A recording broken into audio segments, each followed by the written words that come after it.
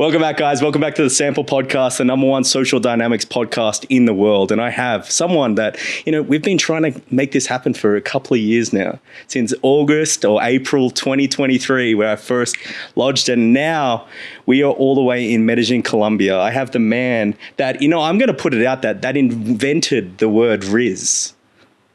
I can't claim it, but I brought it over to Europe. I'm putting it out there. I'll take it off you. I'm stating it. He's been roasted on many things by Shanae or what's her name? Cheyenne Reynolds, and absolutely dominated on it. He's been a man that's been around the world, rizzed up girls. He is someone that knows social dynamics to a very, very hyper nuanced level. And this is what we're going to get into today, because I feel he hasn't expressed this side and there's so much depth to him. Today, we have Rizz Jesus, I like to call him. That was one of the ones. Rizz Overlord, the Rizz God, Diego Day. What a beautiful introduction. Bro, I don't know what I did to deserve that. Rizz Jesus. Very articulate. Because, I was like, he looks like him. Yeah. When I used to be in Mexico, my hair out, strutting along the beach, 5 a.m., yeah. Something like that. But thank you for having me, bro. My man, I'm super excited to have you here, and I'm super excited to get into it. I've watched a hell of a lot of podcasts, and, everyone kind of stays at that surface level, what a guy's got to do. But, for you, when I was looking at it, I was watching the way that you interact. I was watching, your communication, and it seems like there's this effortless flow. So I want to go back to a certain time in your life where, I was chatting to you before, and you said that you haven't had formal training, and going through the podcast, no mentor as well. It's been self-taught. So take us back to where you first came into, talking with women, getting better socially, improving your life, and how you did it without a mentor. That's the first thing. That's impressive as it is. Yeah, so first of all, the mentoring culture isn't big in England, where I'm from, the United Kingdom. It's very much education system, learn what you can from school, and then from my side, you're out on your arse, do what you want with that.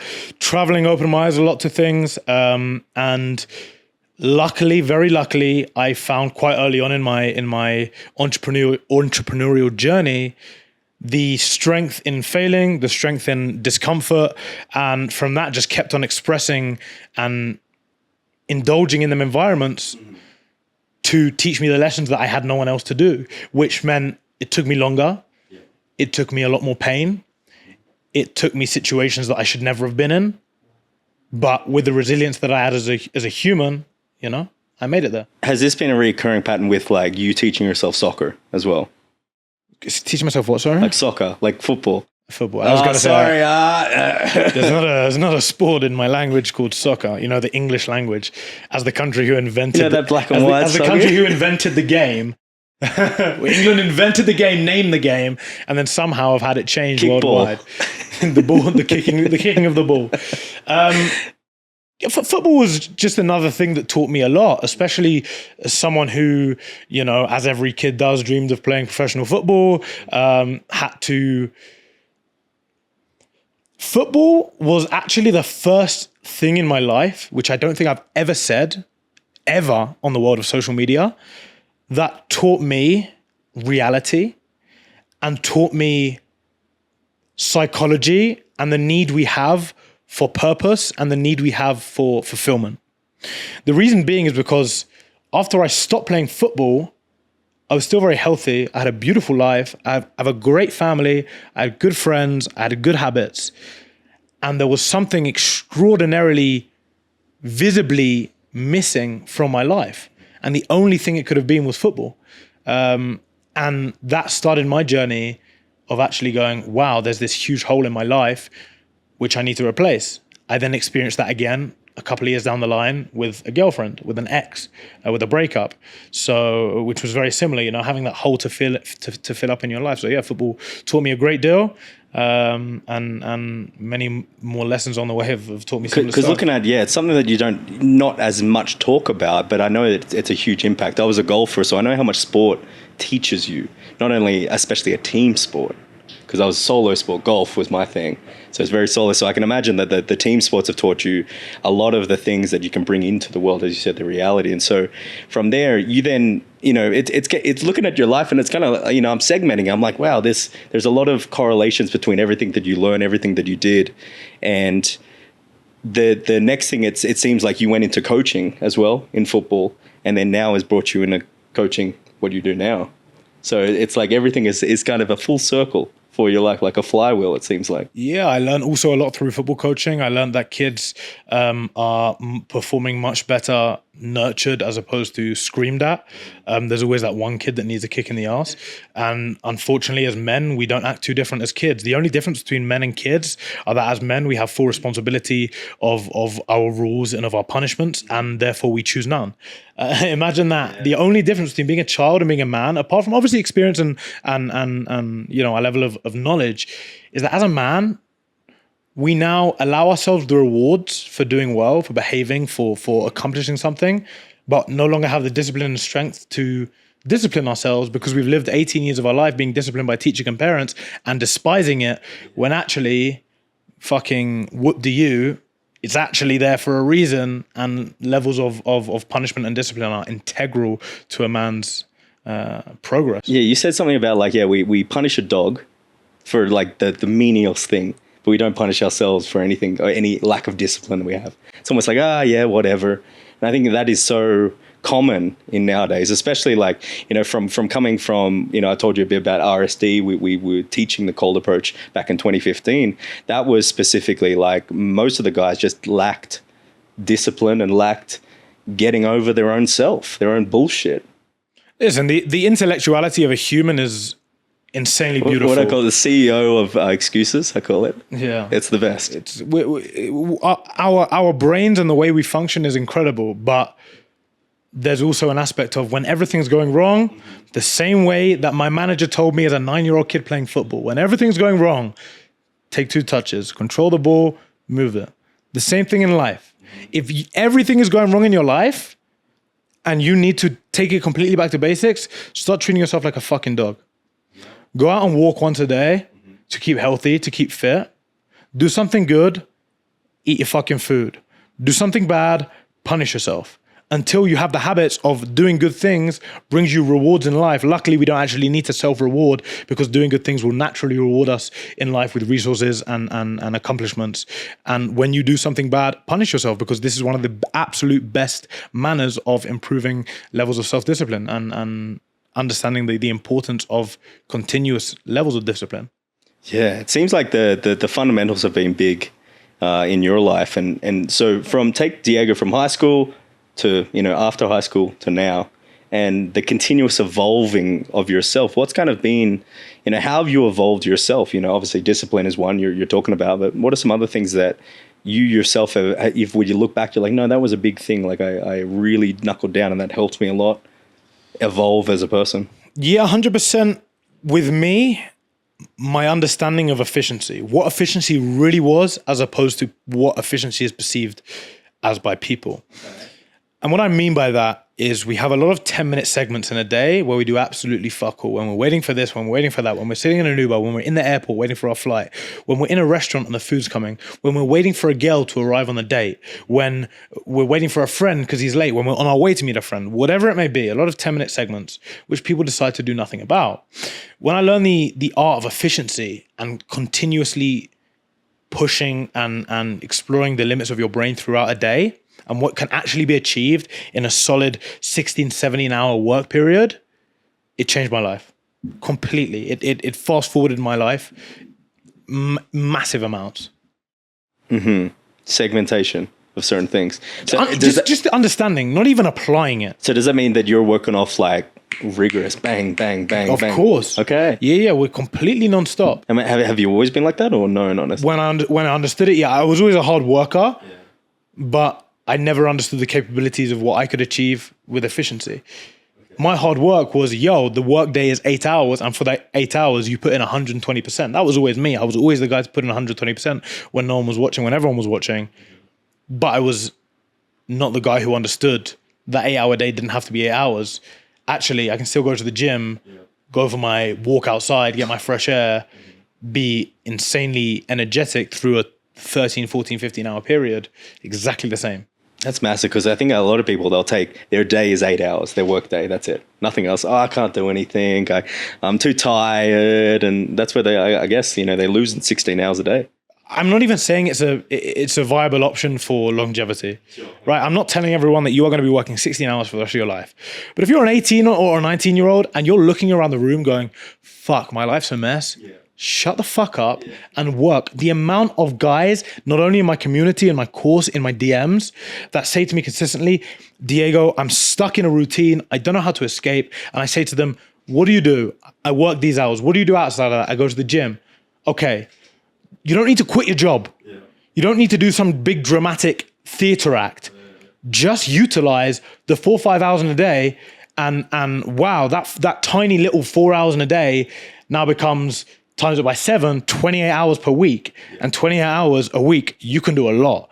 Imagine if you spent fucking 20 hours a week, doing one singular productive thing. That's a lot of time invested. But when you waste time jerking off, when you waste time scrolling through TikTok, when you waste time, eating a lot of food throughout the day as opposed to getting to 6 p.m. at night, cooking a shit load of food, easy food, fucking throw mince in the pan with water and just let it fucking cook and don't worry about, but it's not got seasoning on it. Just eat the fucking mince, put a steak in, shove some eggs in the microwave and fucking eat them and stop moaning about how your food doesn't or tastes bland because, wow, my goodness, the importance of that people need to eat good quality food is insane in my eyes. Just put the fucking food in the pan, eat it, and get on with your day.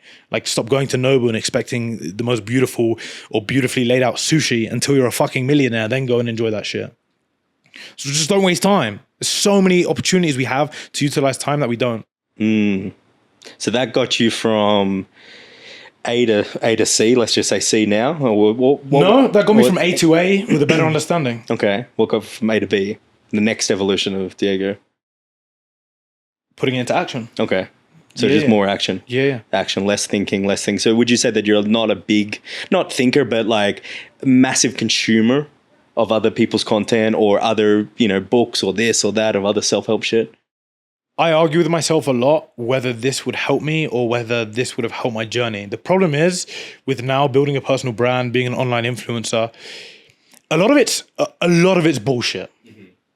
Now, I watched something yesterday where a guy said, if someone's selling you a course for £50,000, or if someone's making £50,000 a month and he's selling a course telling you how to make £50,000 a month, he's probably relying on that course to make £50,000 a month.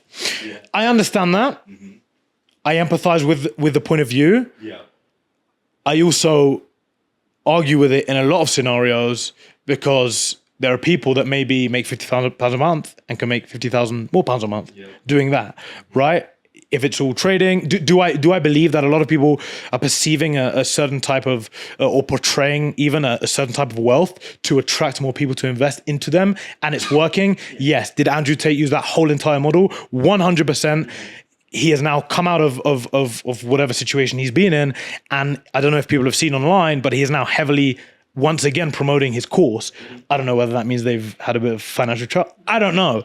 Are they making a shit ton of money off that course, which has given them more viability to do whatever they're doing? 100%. Does that mean they didn't know how to make money before? I don't know. I'm not them. Same as Iman Ghazi is one of the best examples. Iman Ghazi literally step by step built himself and his business at the same time. He didn't become an expert in something and then show it. He learned one thing, taught it, made money. Learned another thing, taught it, made money. Then through teaching all them things, he built a brand. Now what has he started doing? Well, he just co-signed. Now he's teaching people how to build a brand, as opposed to how to make money online or whatever he was doing.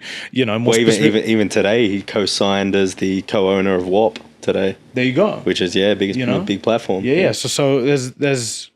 He'll teach how to own a business then, and then. So I get you. Yeah. Same as the same way Hormozi, elevated.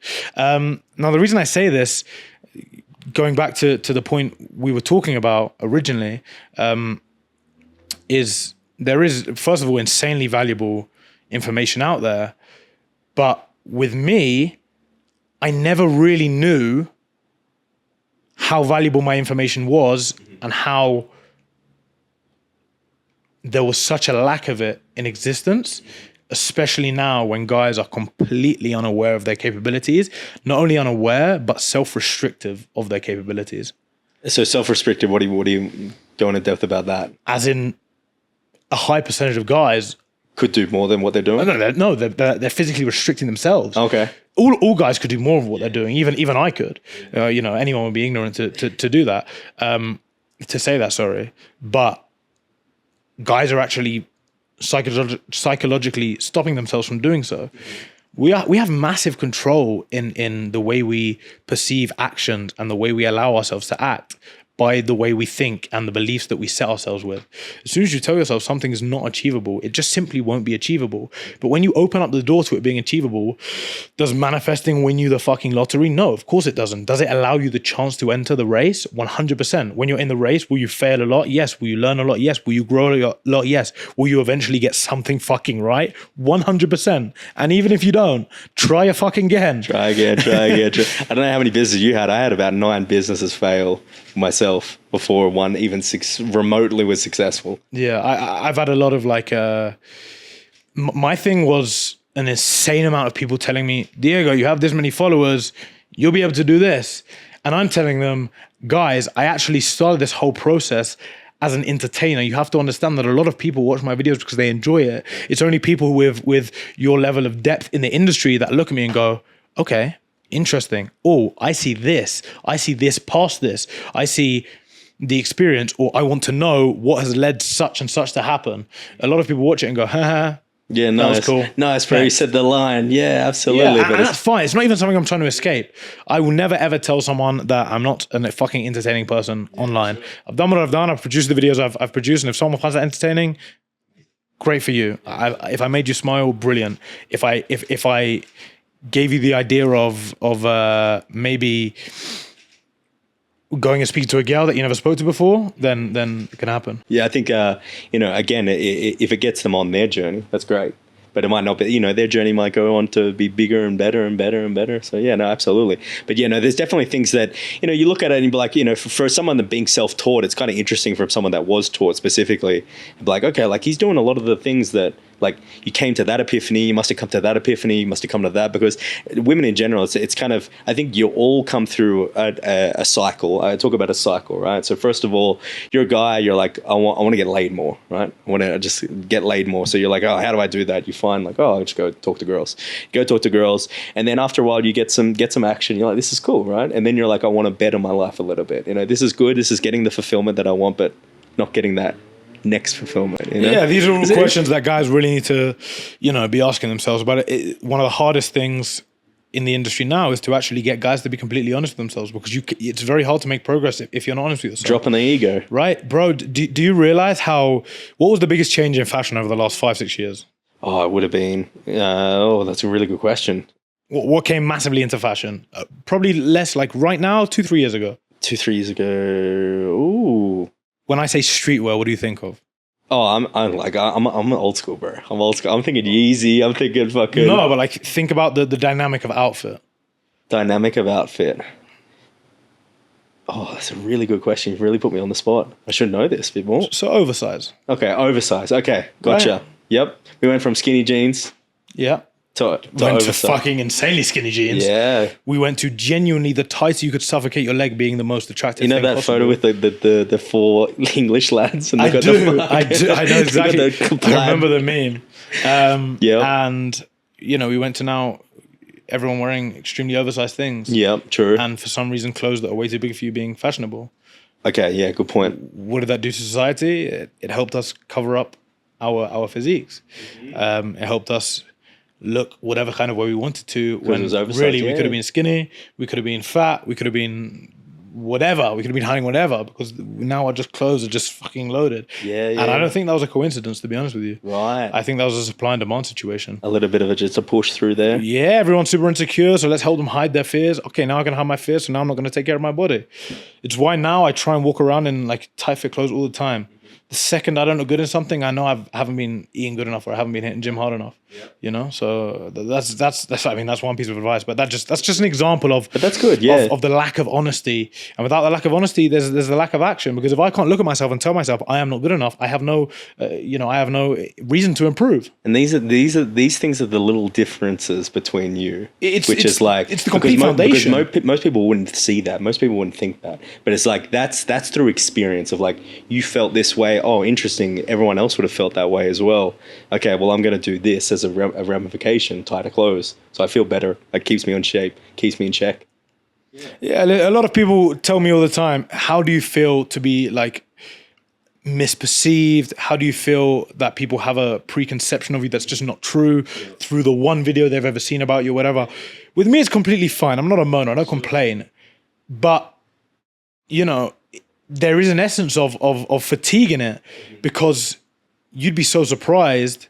Maybe you wouldn't. In fact, you definitely wouldn't, being in the industry.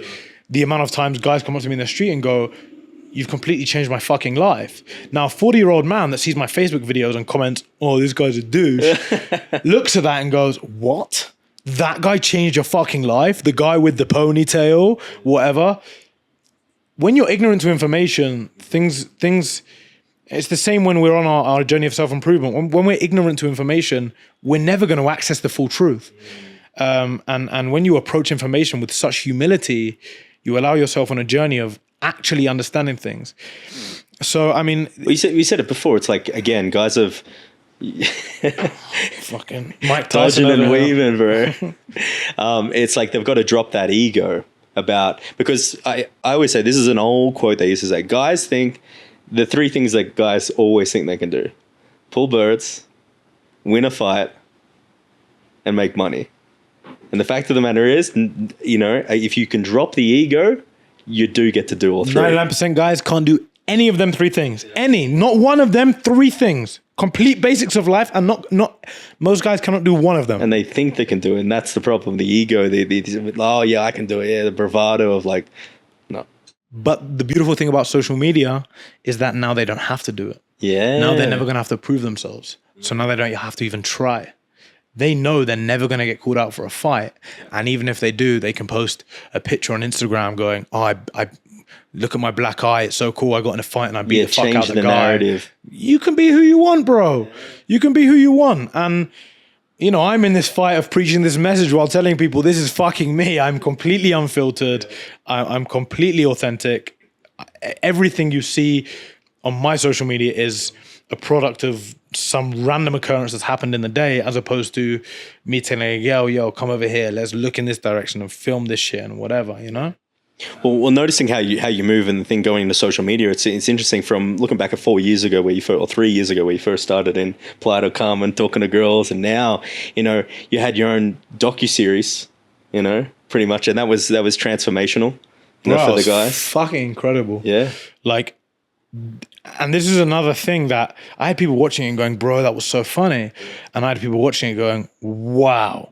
And it's just another example of you seeing what you want to see, what you tell your mind you want to see. You just had to wake them up. That's it. Some people woke up from doing that. That was the thing. We said it in the first episode as a joke in one of the first scenes. We said, all you need is a chance. All you need is to open your mind to certain levels of information. And it goes back to the discussion from being self-taught and being taught by or being mentored. When you're self-taught, everything is immediately applied to your own life. Yeah. Everything I do is with me. If I give you a piece of advice, that piece of advice is never, ever 100% transformational. Never. Because how you apply that into your life is going to be different. It can be 99%, it could be 1%. But the beautiful thing about being self-taught is everything you learn from a first-hand experience. Now, mentorship, coaching, this stuff is 100% beneficial. It can save you years of confusion, years of inefficiency. It can teach you things that you never knew. It can teach you things that aren't necessary in your life. But it speeds up the process of you becoming an efficient human being, which someone that's been there, someone that's done it before. In a world changing so incredibly rapidly is important. Yeah, you're paying for basically the guy to be on the cutting edge of the newest type of shit, to be able to tell you to implement and get you there and be the person that you need. When I was a golfer, I always wanted a coach that gave a fuck. Just gave a fuck. You know, that message, you know, how'd you go with the week? I could never find that. You know, so I guess like, you know, now we're coming into it and yourself. It's like the guys feel you give a fuck. Yeah. That's it. Just someone that's like on your teammate. I've been advised many times to leverage myself higher within my community, which I find very hard to do. You know how the funnels work, you know, people telling me, Diego, leverage yourself higher. So people then buy into high tickets. And I go, it's just not the reason I'm doing this shit. Like, it just doesn't sit right with me. If I see a guy and he has a problem and I can help him, I don't have it in me to turn him away. One of my worst habits, luckily for you, is reading my DMs. I read every single one of my DMs. I read every single one of them because every day, every single human earthly day, I get a message of a guy telling me that he's about to kill himself. Every day. And I can't look past that message. Every day I get a message from a guy telling me that he's just got his heart broken by his ex and he doesn't know where to start in life. And it's so easy for me to reply to these guys going, bro, we've got a mentorship group, get inside. But I'd rather help them. Yeah, for sure. I'd rather take the opportunity to give these guys, and I promise you, just a reply can change so much. Oh, 100%. So I mean, the vision we have with the community is completely to keep it fairly low ticket, to allow as many people with high levels of self-accountability and wanting a high level of accountability in general into the group, leverage that in a place where we can earn a very nice, stable amount of income to then travel the world and give complete free seminars. What are you giving back to them, you know? I want to give free seminars all over the world. Perfect. Rent a fucking stadium down in Nacional and give a free seminar, you know, free tickets, get a sponsor to cover the stadium, and that's it. I don't want to make no money off of it. Guest performance, Carol G. She can fucking come on stage with me, bro. She can come on stage with me. I love it. So your travels have brought you into, you know, it's kind of interesting because when you started traveling, I was just starting to travel as well. November, you went to Argentina, you went to Brazil. And so I was kind of where I was going, I was watching you go as well. And it was kind of interesting. I knew our paths would cross. I was just like, it has to happen, right? But so travel, what's something it always ends back in Colombia, right? It always ends up in Colombia. Yeah, you can't, it's they took out the prostitutes, they tried to kick out the gringos, but we just keep finding our way back. Pablo put something in the water a long time ago, and it's just still there. But no, it's interesting. So is there something that surprised you over travel recently? Because, you know, some of these guys look up and they want to travel. They want to do the things that you want to do. They want to live the lifestyle you want to live. What's something surprising that, you know, they wouldn't know about? You know, I wouldn't know that you've got a, 24-hour photographer. Yeah. I don't know what happens when you sleep. You know, that's kind of, that's the deleted part. Yeah, don't really sleep. The biggest surprising factor, because of the feedback I get of people saying, bro, you're living the dream life, is the amount of work we do. Is the amount of day-to-day work to do. Is the amount of different environments you'll see me set on my laptop is insane. In the Uber, in the airport, on the fucking beach, in the tightest, most horrendous coffee shop. I've literally begged for Wi-Fi more times than I've gotten a girl's number. Please, can I have the fucking Wi-Fi? If you can ask for a Wi-Fi, you can ask for a girl's number. Bro, it's so funny because I'm sitting there like, I can't drink another coffee today. I've had 20. Just take fucking $10 and give me the Wi-Fi. I don't want a coffee. They're like, so coffee, yeah, cafe. It's crazy. The biggest surprising thing, so this can relate to not only me, but traveling as well. Yeah. Also, coincidentally, a video I've made very recently is the discipline that you need to apply to have success and fulfillment whilst traveling. Now, I'm talking to people like you. I'm talking to people like digital nomads, right? It's the new form of traveling. Backpacking is slowly becoming less enticing, and getting out of school, getting some kind of online work, and then traveling is becoming more huge. Yeah, it's becoming bigger. It's a bigger thing. Digital nomads, etc. You cannot travel to countries like Colombia and live in places like Colombia with a lack of discipline. It will chew you the fuck up. It will spit you the fuck out. Will you have a good time? Possibly. Will you leave and go home with not so much money in your bank account and an unstable level of psychology? 100% you will. If you do not understand the complete foundation of what you want to achieve, what kind of people you want to be around, what kind of environment you want to surround yourself with, and the purpose of where you are going and why you're going there, you will struggle when you are traveling. It happened to me in Mexico. The first time I went, insane amounts. I did things I never thought I'd do. I was with girls I never thought I'd be with, and a huge lack of productivity, and taught me a fucking load.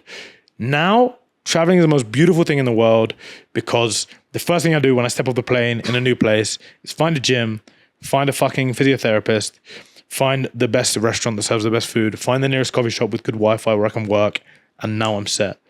But people come, they get off the plane, they go to buy, they go to the strip club, they go to this, and then they're a week in and they haven't done any fucking work, and they're like, fuck, wow, this has all just hit me now.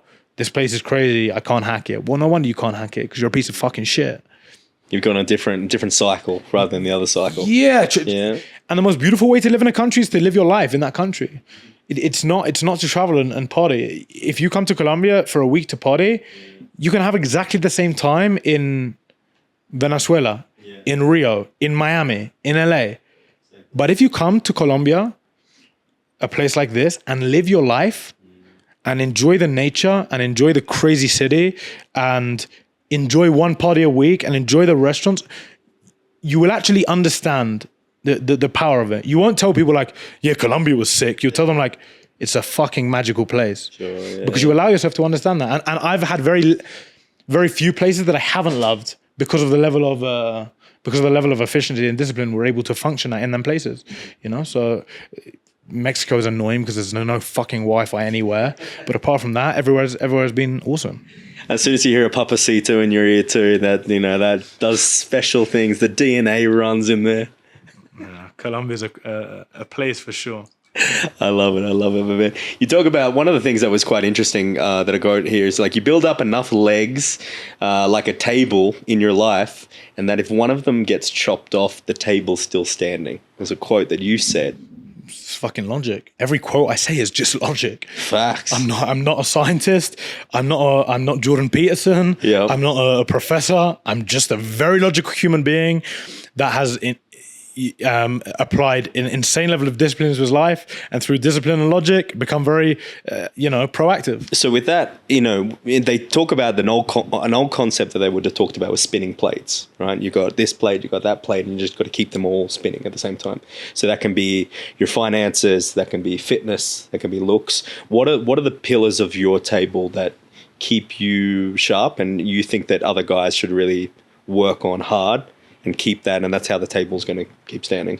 Good habits. Okay. So I completely disagree. Life is not a place of spinning loads of tables. It's about building the legs on the table. If you're spinning plates with your life, then you're in the wrong direction. The goal is to build the strength in the legs so that we can then build something strong on top of it, right? We can build our empire. If we're forever spinning plates, we're never going to be able to build our empire. Your foundation's fitness?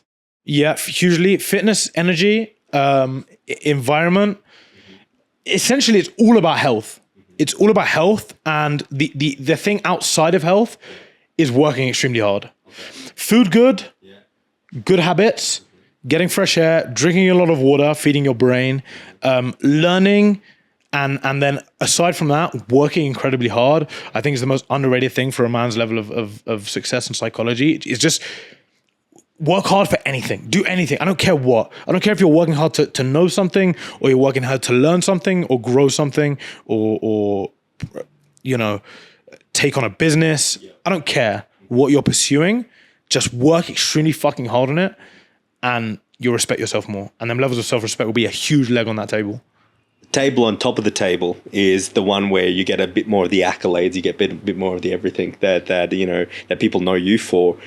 Once you've got the first table, let's just say, and everything gets a bit wobbly, it's still there. You can still build it back up. That second table of having the ability to be able to go up and talk to a girl, having the lifestyle, what does that look like for you? What are the things that you're focusing on that second table that are, okay, we make sure the first one's good and the second one can stay there?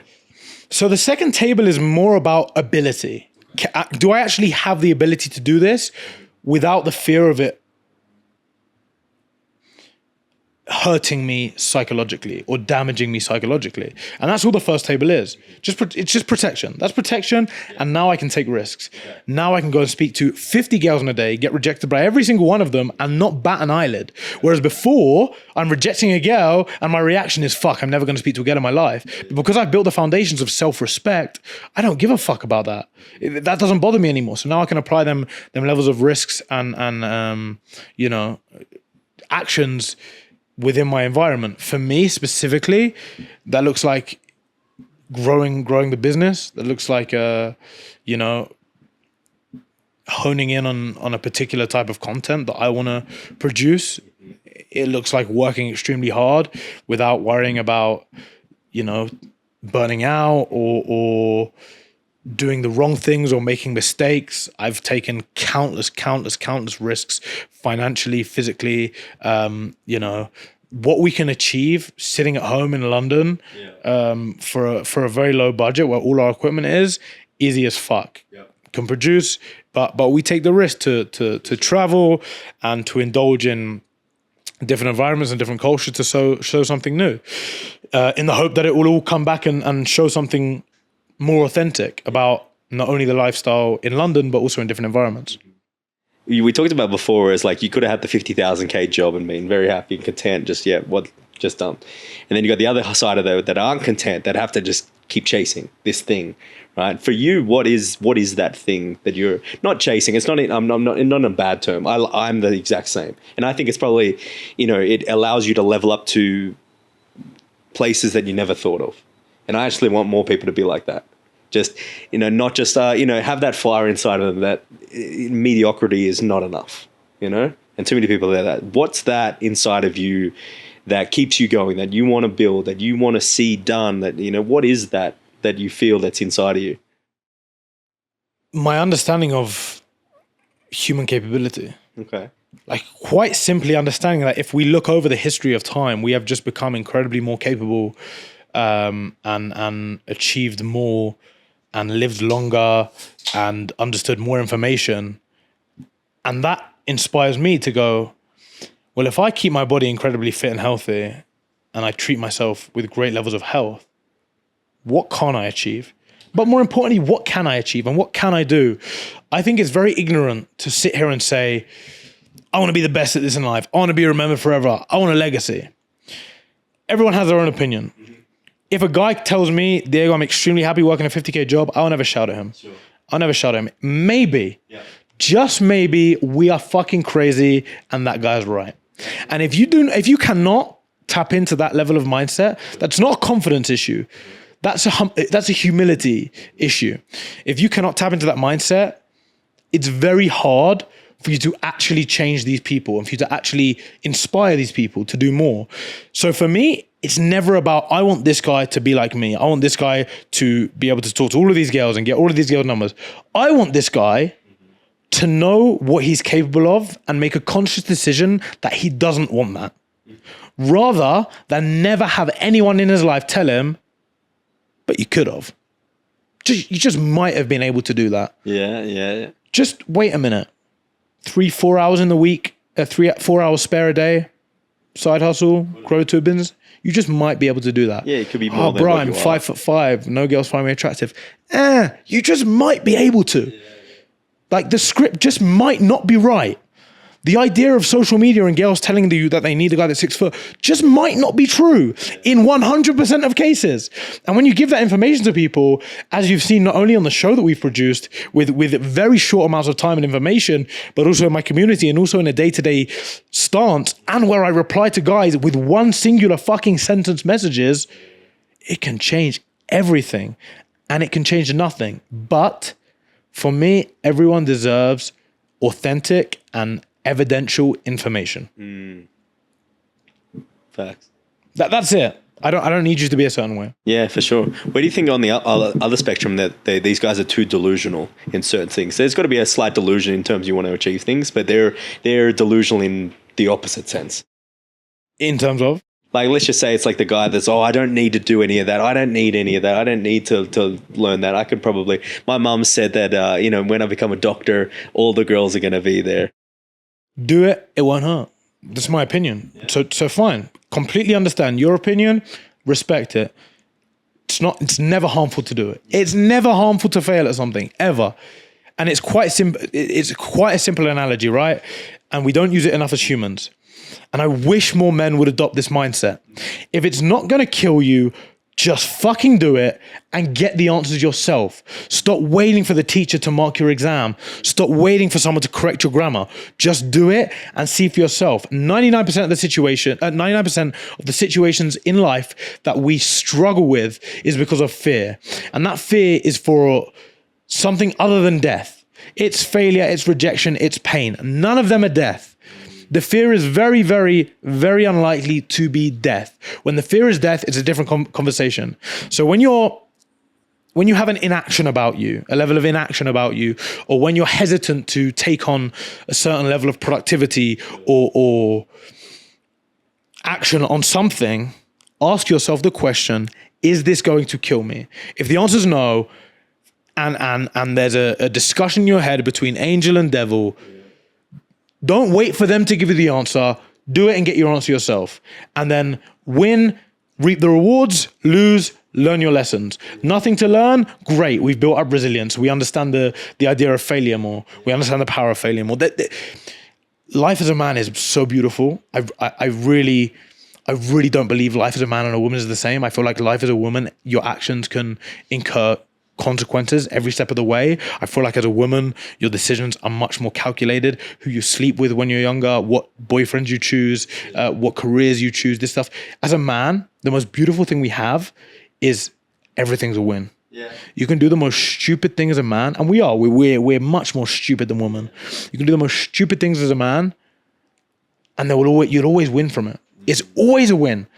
I dated one of the worst choices of woman in my life, and it's been one of the best lessons in my life. Yeah. Looking at that situation now, it was genuinely one of the most stupid things a man could do. Genuinely. And if my brother was doing it, I'd look at him and go, what the fuck is wrong with you? But I did it. Why? Because I'm stupid, because I'm a man. But I learned a shit ton from it.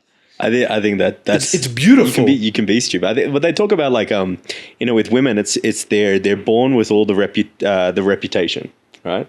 And everything they do is either keeping it there or slightly losing it. Where a man, you're gonna have absolute catastrophes, and you're gonna have to rebuild yourself like 6 times in your life. And that's the difference. That's the hard part within the man. You rebuild it. If we're looking at the masculine and feminine roles, it's quite obvious, right? As the masculine roles, one of the most important things is experience, because experience allows for the best level of stability, communication, and leadership. As a woman, the characteristics that are necessary for you to provide in a successful and a thriving household are much more along the lines of care and fragileness, as opposed to being, a dominant and catastrophic, experienced, structured leader. For a woman, it's more along the analogy of having that plate smashed and then having to glue it back together. You can still see the cracks, and more times it happens, the weaker it becomes. As a man, it actually becomes stronger. And people will sit here and go, whoa, why is it different? If you're ignorant to what I've just said, then I talk about like trauma's not terrible as a man. As a man, it's incredibly powerful. Now there's a point where it's then detrimental. So there's like this fine balance where enough trauma creates your personality, creates who you are, like your resilience, creates everything, right? Like take today with the flight situation. I was just like, I could have just gone, oh, well, stuff it. But I've had other things that were probably worse. For the audience, it was like the pilot crashed his car before almost crashing the plane. He crashed and then he went to the ICU, went intensive. Like it probably would have been worse if he crashed the car and made it to the plane and he would have gone, fuck, bitch can't even drive a fucking car. How am I going to expect him to drive a plane? Ladies and gentlemen, the pilot's a bit woozy today. And because it was like, I had to go to 3 different countries, then come here to organize this, everything rushed. And, but in the life I'm like, well, people could say that's like very traumatic experience, fucking booking this, doing that, doing this, and on no sleep, but I've gone through worse, and that's where the trauma is just amazing. It's not only the fact that you've gone through worse, it's actually, I don't believe that directly correlates unless you've been through that exact situation, because the actual lesson is that we function better with an emotionally stable mindset. Yeah. So it's not that, oh shit, the trauma of my ex-girlfriend has really helped me with that situation. It's more the fact that, well, I know stressing is not going to help me whatsoever, so I'm going to choose to be emotionally controlled. Now, is that because your pattern recognition of the last time that you did stressed and you were like, well, that didn't help? It's logic. Yeah. Everything's logic. I had a similar situation to you with a flight the other week. Was it? Yeah, of course, bro. It's nothing that fucking money can't solve. When money can't solve it, or when you don't have enough money to solve it, then make more money. Yeah. And when you can't make more money, then fucking stay proud, have a high ego, give your mum a hug and go and learn something. Yeah, do something again. Your skills are valuable whether you like it or not. 100%. So with these guys, like, you know, you're so known, and every podcast was like, Diego, what's the line? And I got frustrated. I was like, I was like, you're so much more than that. You know what I mean? And I hope that you take that. Like, you are a lot more than that. So I was seeing these guys, I was like, yeah, like, I understand the point they're trying to make, you know, but where do you see, like, so my question for you was, where do you see the guys' first progression into starting to talk with girls? What's their first kind of things they've got to do? Then I want to know what you think their next progression is. The guys that, like, can do it, what's their next step, you know? What gets them to, say, maybe not, you know, to your expertise, but somewhere where they're getting very good results and they're very happy where they're at. Awesome. The psychology of it is insane, right? We could push on the psychology of women themselves. Like, fuck our psychology. We could actually look into, how do I understand to the highest intensity the psychology of a woman to make myself the most attractive man I can be, or project high status. But, you know, that we could sit here for 5 hours, which I'm happy to do, by the way. I just need more coffee. Yeah. So no problem. I'd say that second step is exploring energy. The masculine, feminine, or energy in yourself? No, exploring your own energy and exploring your own intentions. Again, this second stage that you're talking about, I could give a 7-hour presentation on all the aspects to it. Looking at the most integral parts of that is, bear in mind, the first one is the understanding and the foundation, and the second one is where the application starts. So we're looking at how we can build our energy and be productive with our success and our failures. Eventually, we're looking at how we can be insanely productive with success. But for this part, it's not about that. Now we're looking at how we can be productive with both failures and success and the journey.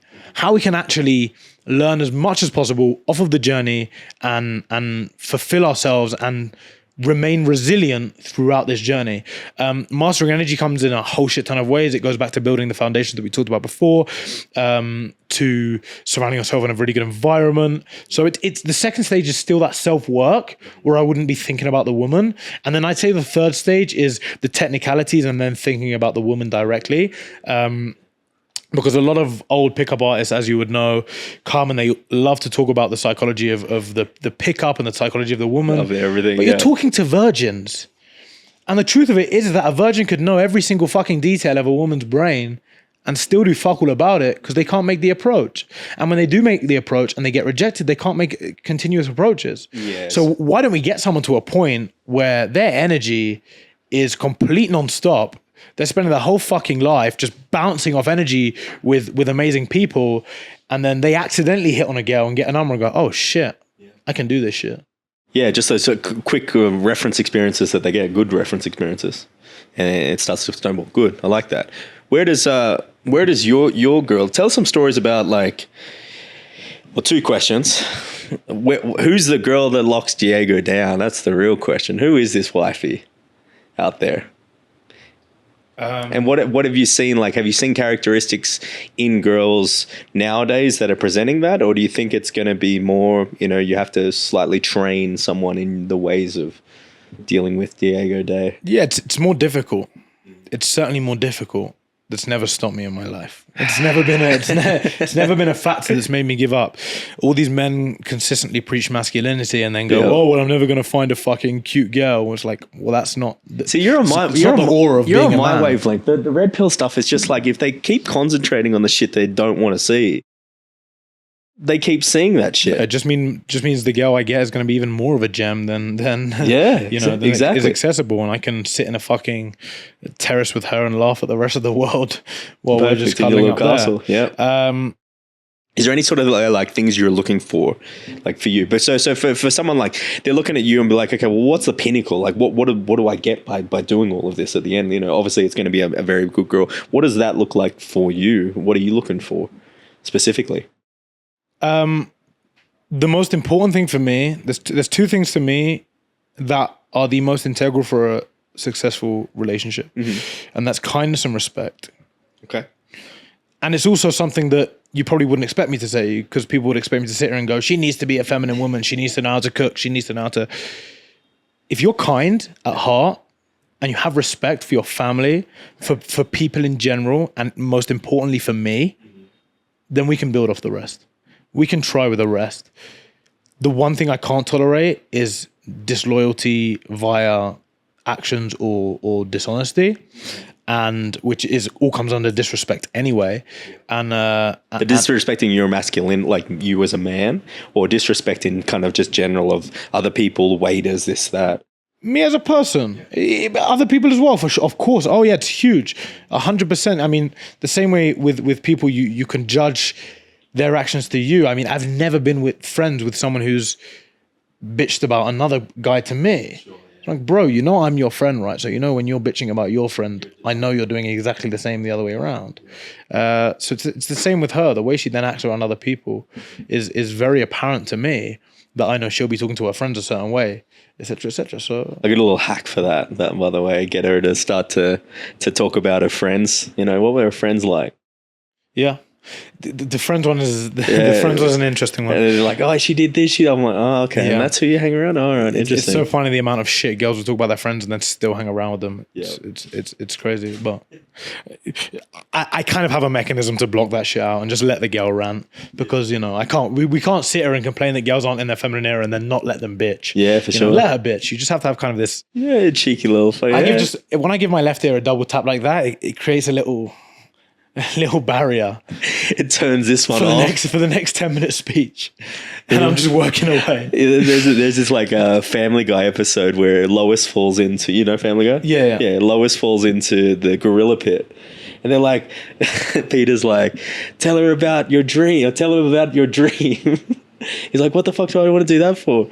Like, tell him about her dream. So she starts to waffle about her dream and what she did, and this guy cheated on this guy, like, and the gorillas like fall asleep. It's the idea of they're just like babbling and they have that tonality about them, and you're like, oh god.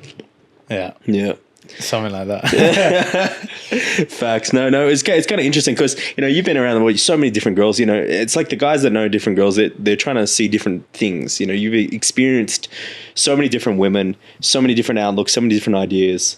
And so it kind of comes down to like what you're looking for is completely different than Jack, that has never approached a girl, has been with one guy and kind of like, one girl, sorry, not one guy, fuck.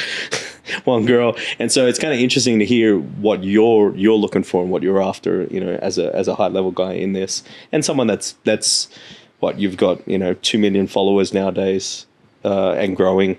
You're almost recognizable everywhere you go.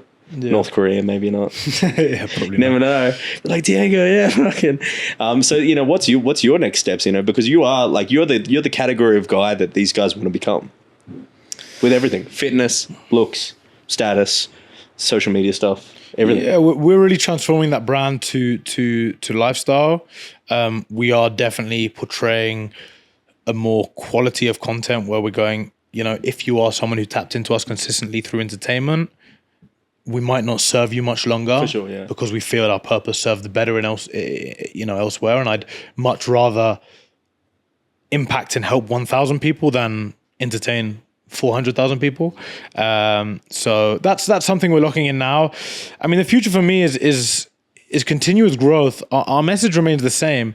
It is that level of self-building, self-discipline, and things that I can't talk to you about now because it is so intricate. I mean, we can talk about it for sure. We'd have insanely great conversations about it. It's my favorite thing to talk about. But like the psychology of women, if you're a man in a situation where you're like, you know, I've got a bit about me, it's just that DM that never gets replied to. I approach and I get like 25% success rates, and you want to go, I want 75%, I want 80%. Psychology of woman is such an untouched on subject in its truth, and in its authenticity as well. It's a lot of guys speaking from a psychological standpoint as opposed to speaking from a psychological standpoint, an experience standpoint, and I've been in the game standpoint, and I've traveled the world and been in the game standpoint. And this tactic works all over the world with every single female, and I've implemented it everywhere I've gone. How's your game changed over the years? I've just become a lot more nonchalant. Okay. I've kind of turned the tables. You've seen everything? Yeah, bro, I've seen and done everything. Seen it all. Yeah. It was a rule in my life that I implemented when I understood the power of experience, and I said, Diego, you're not gonna say no to fucking anything. You're gonna say yes to everything for 2 years, right? And I'm talking about weird fucking shit, right? That normal humans don't experience. You know, fucking swingers clubs and girls, like all different types of girls and dating experiences and whatever. You know, I just said fuck it. Just go and say yes to everything, and that it taught me a lot. It taught me an insane amount. And through that experience, you know, I've come to a stage where I'm like, I really understand my worth. I really understand the values and the status I provide. And therefore, instead of using my level of determination to achieve something, I'm going to use my level of understanding to receive something, which I think is the change. I think it's the change when you build up that skill process. How can I use every tiny little useless thing I've got to go and achieve this? And once I've achieved that and the understanding along the way, how can I now build this base of understanding to receive something? And that's the same model of an efficient business, right? It's the same difference between spinning 50 plates and having a table with 10 legs on it. If I'm spinning all these plates, if I'm going to achieve all the time, achieve, and I'm not building something which invites, you know, quality to it, then it's not sustainable and it's not efficient. It's funny how guys go from, you know, learning pickup and then they go, you know, the progression, the high level guys, it's always lifestyle. It goes back to your value and you going, you know what, I'm pretty fucking valuable as an individual. And you start to double down in yourself out of everybody else. It's like, oh, it always goes from what is the line or what's the thing or what's the routine or what do I have to do to, no, it was always me. It was always my opinion of self-worth. Or when the guys get in the relationships, they're like, I thought this would solve everything. And then it goes back to them. We're very earth level. Like, we don't tend to dissect much in this world. We prefer to be in our comfort zone, especially girls. So when girls see a man, they make 50 assumptions about him. In here, girls think guys are all the same, especially here. This is a great example of it. In Colombia, you are a walking wallet and you want the same thing and you're going to say the same lines. Okay, yeah, you can go and implement an authenticity and you can be successful with that. But normally these girls are going to judge you exactly the same. Throughout life, girls will perceive you as a man, first and foremost. The difference between me is I really understand men and I really watch men and I really invest my energy into seeing the men on social media and the men that portray high status and what they're actually doing and how disciplined they are to keep their habits. And then it gives me a collective level of data where I go, wow, I really am an incredible human being and you will not speak to me like that. Definitely not in my own house, and definitely when I'm sitting here paying the bill for our fucking date. So with all due respect, love, your vagina is not worth any level of disrespect. Whereas guys in this day and age will go, fuck, I cannot get vagina, so if she wants to talk to me like a piece of shit, go ahead and do it and take the vagina. Now, if you're 18 years old and a girl wants to chat shit to you and you're gonna fuck her, do your thing. But when you're growing as a man, when you're really growing that level of value and understanding, men in this day and age will let women walk all over them just for a taste of some fucking pussy. And it's damaging. It's really damaging because it creates a downward cycle of your self-worth and your self-value and then ultimately your self-respect. And having a high ego, having a high level of self-respect as a man is important for every aspect of your life. Then you become lazy with your weight, then you become lazy with your health and your work and et cetera, et cetera, et cetera. So that's why you see most relationships, they make each other the worst versions of each other. Yeah. And that's terrible. It's a real shame. Because they come into it like this, just like really good, really disciplined, and then... So this is another place where social media has a very negative effect, because the easiest thing to access on social media is information. Yep. You don't actually access the benefits. You don't access the action. You access the information.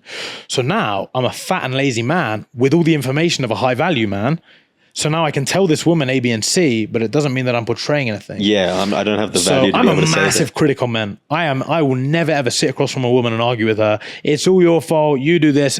Fuck that. I'm responsible for all my shit in my life. So as a collective of men, we can be responsible for our communities, our countries, and ultimately the world. I'll never sit here and have that argument with a girl because she wins every time. Because all it goes back to is, well, who was in control of the sustainability of the world forever throughout human history? Men. So it's always going to be our fault because somewhere we went wrong. If you're in control of something and it goes wrong, it's always going to be your fault. For sure. Was there a stimulator or a catalyst from her at some point, from the woman, from this certain action, from the implementation of porn? Of course. Yeah. But we had control at one point and now we don't. So we did something wrong. And, control is a massively it's a misconcepted word. It's Sure. I mean, I had the balls to get it on my arm, and girls look at it and go, "Oh my god, fuck no!" It's probably a mistake. I'll probably get that covered over. But control for me is, again, it brings it back to logic and doing what's right. And to conclude the point, now men lead with words, but when you lead with actions, you'll do two things: you'll get rid of the garbage, and you will attract the gold. So when you tell a girl, I need you to cook me food every day because I'm working extremely hard, she's not going to respect it so much than if she sees you working incredibly hard and sees the stress it's causing you to organize your own food. And when she recognizes how much you do for her, apologies, and then she wants to go, fuck, this only makes sense for me to do that. And if she doesn't want to do that, then from your standpoint, it's very respectfully, okay, this is like for no way valuable for me. I'm not getting anything out of that situation. Have a lovely day. Goodbye. But no guys can walk away now. And it goes back to the point that pussy is so scarce because the 1% are just killing all of the fucking naan bread, that the 99% are absolutely starving hungry out here. And we all know what happens in poverty. When there's poverty, there's crime. And it's the same thing with guys and girls now. All the guys are living in poverty, so their crime is not looking after their bodies, not looking after their health, sleeping with any fucking person they can possibly find on the street and not worrying about anything. When poverty occurs, things go wrong in society. Same way that the poverty of vagina is now happening with guys, so things are going wrong in our society. The poverty of vagina. I'm going to write a book called The Poverty of That could be Vagina. the title right there. Superb. Mom, fucking that's great because that pretty much says everything. That pretty much says what the state of the world. Where do you see like AI playing into this? Where do you see like the next levels? Because I was predicting this shit back in 2020, going, it's a bit like, we were like, yeah, it's at the top, and I was like, shit's about to get a whole lot fucking more intense, like, and it's only gonna get more and more. It's like, until they're like, when's the bust period? It's kind of like where the real estate bubble is right now. It's kind of where used cars was a couple of years ago. It's kind of like everything. There's always a bubble. It always keeps going. It's like, so where do you see it in a couple of years? Where do you see male and female relationships going? And the use of AI, is that going to be in there? Yeah, I mean, it's like you're asking for what I think is going to happen, and it's the opposite of what I want to happen. Okay. What do you want to happen? We have somewhat hope. Okay. Where? Right now, in the last couple of months, there's been a shift in the world's movement. By the name of Diego Day. Due to Diego Day and Donald Trump. We're on like similar levels of status and world recognition. So, despite all the doubters and people who hate Do you Trump, think it going back to where, like, you said the 1%, let's just go back to 80-20. Do you think that's in a better position? 80-20 is very healthy. You think so? How do we 1 get in 99 is very different 1 than in 99? 80-20. And it is. It's the guys. Like, I can see it. The difference between 80-20 and 99-1 is You can can I? Is that Can I make that jump? Fuck it, I'll try it. 99 to 1%. Can I make that? No way. That shit, that's scary. And for the guys that think, we're talking about hypergamy there, and it's like you are in the 1%. You're traveling around. You can get the girls you can get. So you're already in that. Right? It actually is not as hard as you think to get in the 1%. That's the thing. This is the beauty of it. Even at the 1%, you literally have to make a stable relationship, have a six pack, and confidence, and you're probably in the 1%. Like, take home five USD a month, have a six pack, and be able to communicate with people. Genuinely, you're probably in the 1%. There'd be some rebuttals to that one, I think. And we all look at the 1%, and we look at people like me with the status that goes alongside it. But if me and you go on the street now, sure, and count 100 guys and look at them, how many do you think are gonna have a six pack? Yeah, it's not as much as you think. If we count 100, probably one. In Colombia, a lot more. They're a lot less big than America. It's really interesting. It's something I spoke about to my PA today. Is the reverse psychology of beauty pressures and beauty standards. Mm-hmm. It's actually healthier for society than not, because we're in the Western world, we now have no beauty standards, and you can be curvy and beautiful when actually you go girl, you slay queen. Curvy is bad for your health more than anything. So let's take away the fucking beauty to it. No, 100%. When you're fat, it's not good for you. It takes years off your life, and it doesn't allow you the maximum level of productivity as a human being, as an animal. But aside from that, yes, taken in the wrong way, the pressures can affect your psychology. But if you understand it correctly, then it won't.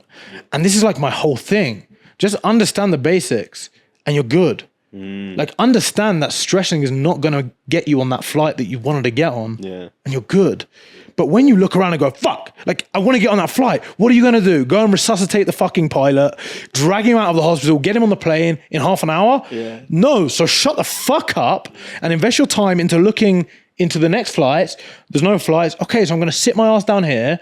I'm going to find some deodorant in the shop, shove it on, and get to work. And watch YouTube documentaries that help me learn a new skill, or whatever the fuck you want to do. Become the pilot. Just have a solution. Bro, learn, do an hour's pilot course and go, right. I'm ready, guys. On your back. It'd be better than anything else that you could do. Just a solution-based mindset can change so much.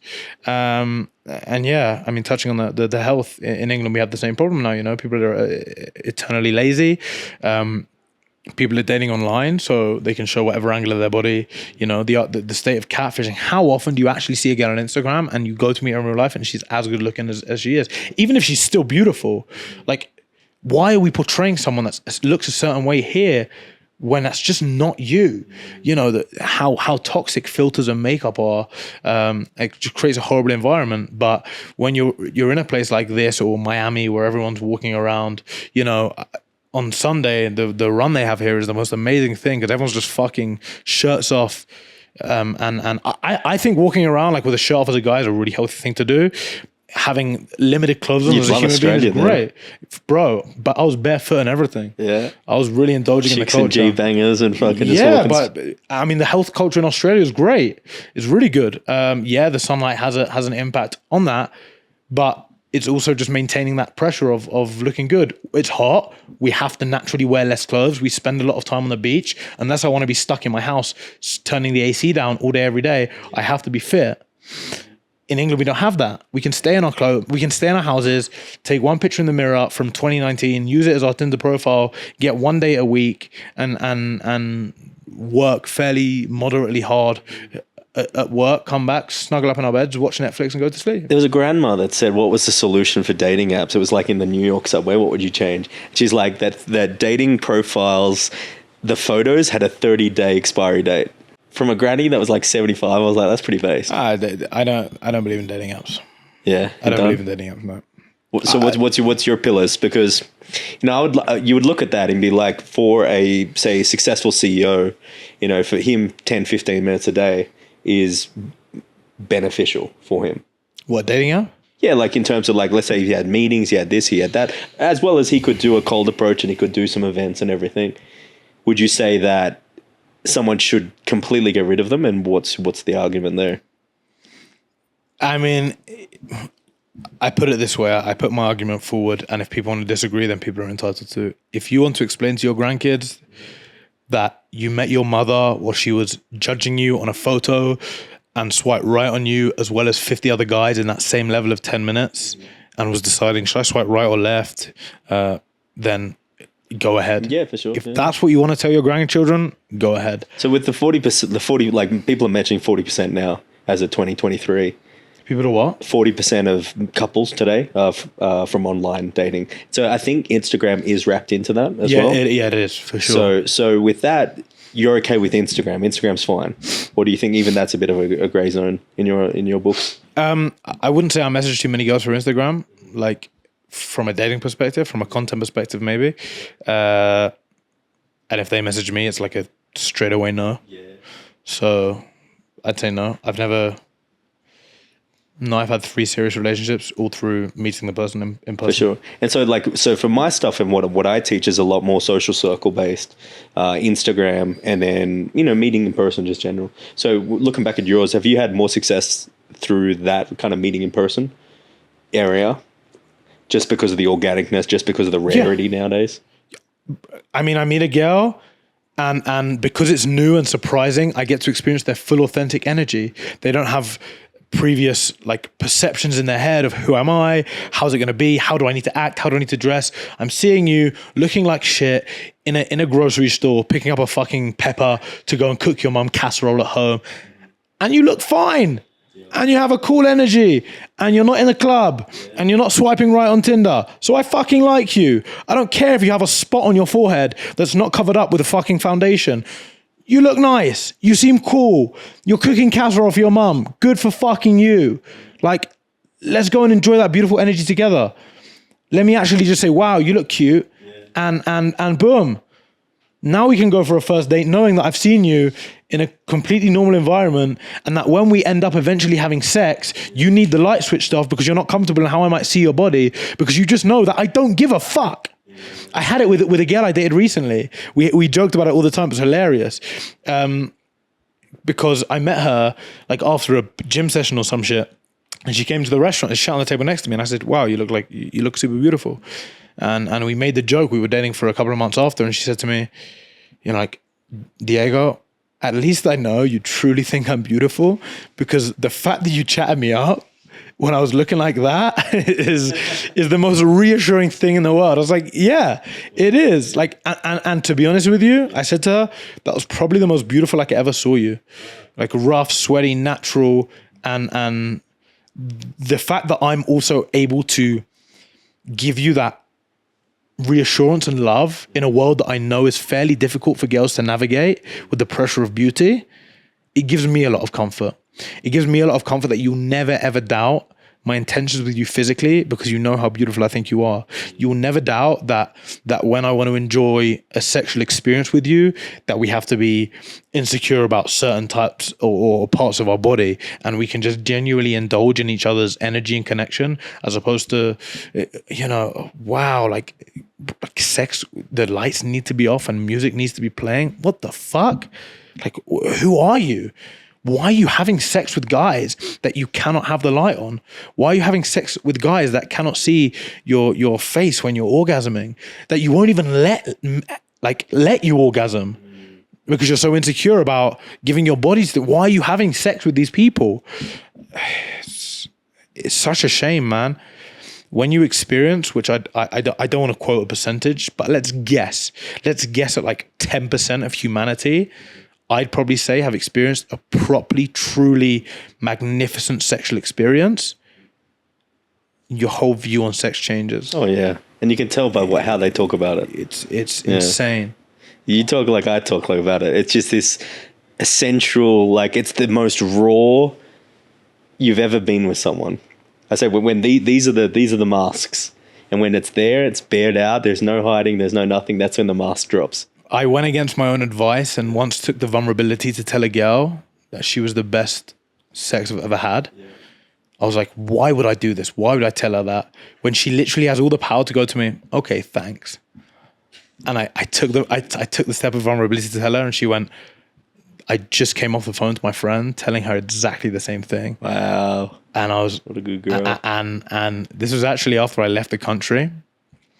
And that was one of the best things to hear ever. No, I'm not an advocate for vulnerability to guys. Yeah.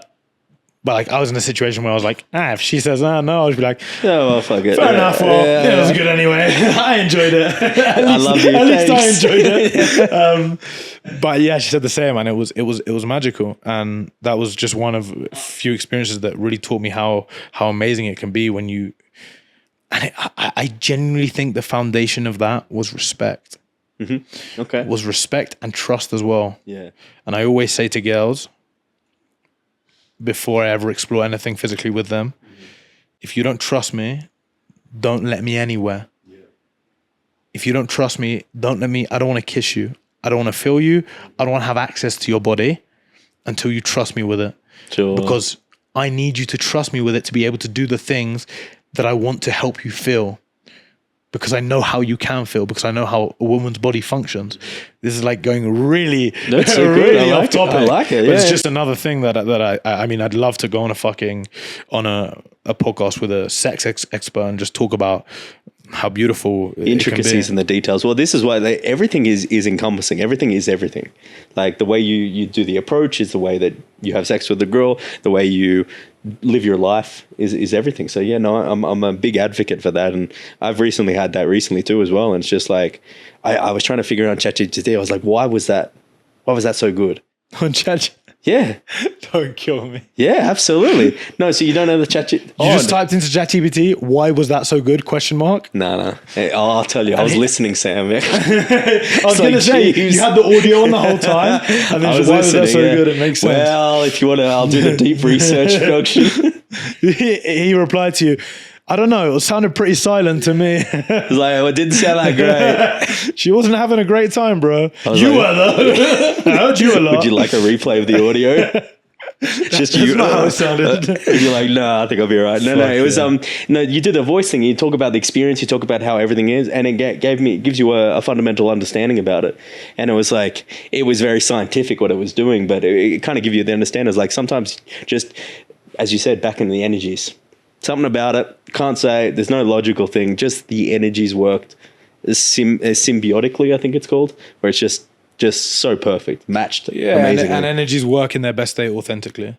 Yeah. When you're authentic with your energy, you'll feel better about yourself. When you can be authentic with her, you'll feel better about her, she'll feel better about you, and vice versa. That all comes down to trust.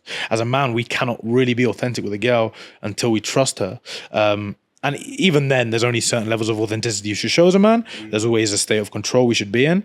But as a woman, definitely allowing her to give herself to you, to really trust you, to do, to take control of her body. Because in an essence, and I'm not saying at all that a man controls or owns a woman's body, but in essence, to fulfill and experience the best feeling during sex, your woman must submiss her body to you. Yeah, she's receiving your energy. Completely submiss. And that's not a one night stand situation. One night stand, you can have crazy amazing sex, but for a woman to truly submiss her body to you, there needs to be a huge amount of chemical connection and transfer throughout a long period of time. This is exactly where I wanted to go. Just get your understandings about everything. So, my man, it's been a pleasure. The last question we leave every guest with: if you could change one thing about the world, what is that one thing? Self-belief. I think self-belief. Is that okay? Does it have to be like physically something I could change? And we had a guest say purple sky. It could be anything. Would be interesting to see how that happened. But self-belief, again, I mean, it focusing on a point which I talked about at the start. I don't want to change anyone. My goal is never to look at someone in the eyes and go, you need to be different. It's simply to look at every single person, or as many people I can in the world, and go like, you just might be able to. And adopting that mindset could change your life. And adopting that mindset could help you to go, I tried, I didn't, all good. I'm still alive. it's perfect. For the new people that have just been introduced to you, what would you recommend they start to watch first in your stuff? Awesome. I mean, listen, social media is social media. We do a whole bunch of shit. Absolutely first, try and look at the message behind what we're portraying. Try, even in the most high energy, entertaining videos, try and go, but what did it take to make that happen? And then, of course, we have a huge amount of not only information, but massively intricate insights within our courses and our community, which you can find absolutely everywhere on our pages. And I'd love to personally welcome anyone into that environment. I love the fact that I can offer experience and knowledge, and I'm not telling people sign up to my thing, I'm going to make you a millionaire by the end of the year. And if that's not something for you right now, then just keep asking yourself how you can improve and how you can grow and how you can become better. Ask yourself the question. If you don't want to ask me the questions, ask yourself the questions. So yeah, that's what I'll leave you with. It's the truth. It's everywhere imaginable to find, and we'd love to have anyone who's ready to take action and progress their life and grow their life in any realm of space with me, anywhere, physically, over the internet, through the community. If you want to be in a realm with me, just be optimistic to improvement, and I'm happy to be in your. Well, man, everything will be linked down below in the description. But this is the podcast I wanted to have, something a little bit deeper, a bit more raw, a bit more authentic, instead of the surface level stuff, which I found that what I was thinking. And so I'm glad that we were able to do this. My man, thank you for coming on the Sample Podcast, Thank you so much, bro. Thank you. Good to see you, bro.